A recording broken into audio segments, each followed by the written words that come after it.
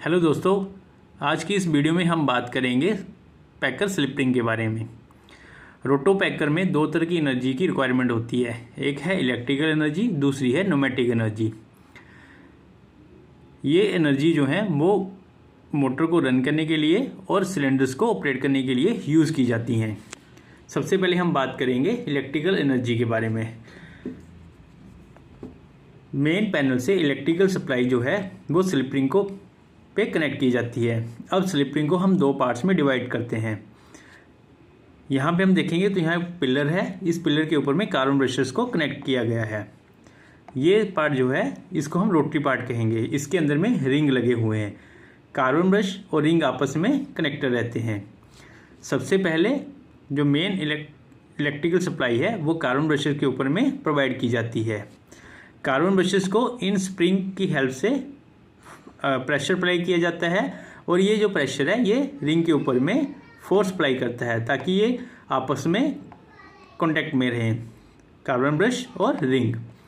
अब इस slip ring के अंदर में नंबर ऑफ रिंग्स हैं और ये नंबर ऑफ रिंग्स जो हैं वो नंबर ऑफ स्टड के साथ में इंटरकनेक्टेड है। मतलब एक रिंग एक स्टड के साथ कनेक्टेड है, सेकेंड रिंग सेकेंड स्टड के साथ कनेक्ट रहेगा।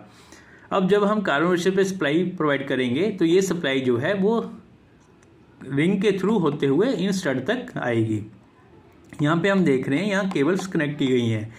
इन केबल्स के थ्रू जो इलेक्ट्रिकल सप्लाई है वो पैक करके मेन इलेक्ट्रिकल पैनल में पहुँचाई जाती है। उसके बाद उस सप्लाई को पैक करके नंबर ऑफ स्पॉट्स में जो इलेक्ट्रिकल पैनल लगे रहते हैं, हर एक स्पॉट का अपना एक अलग पैनल होता है, उसमें उस सप्लाई को डिस्ट्रीब्यूट किया जाता है। अब सेकेंड पार्ट है न्यूमेटिक एयर सप्लाई का।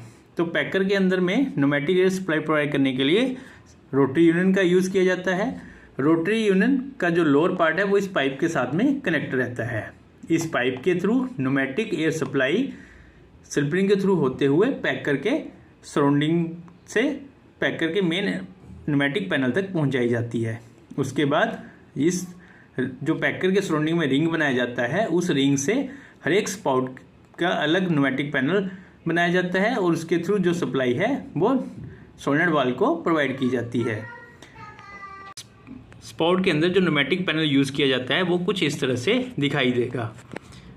हर एक स्पाउट का अपना एक न्यूमेटिक पैनल रहता है। उस न्यूमेटिक पैनल के अंदर में सोलेनॉइड वाल्व कनेक्टेड रहते हैं। ये जो सोलेनॉइड वाल्व हैं इन्हीं सोलेनॉइड वाल्व की हेल्प से न्यूमेटिक सिलेंडर को ऑपरेट किया जाता है। एक स्पाउट के अंदर में 4 सोलेनॉइड वाल्व रहते हैं, bag holding cylinder, discharge cylinder और 2 सोलेनॉइड वाल्व जो हैं वो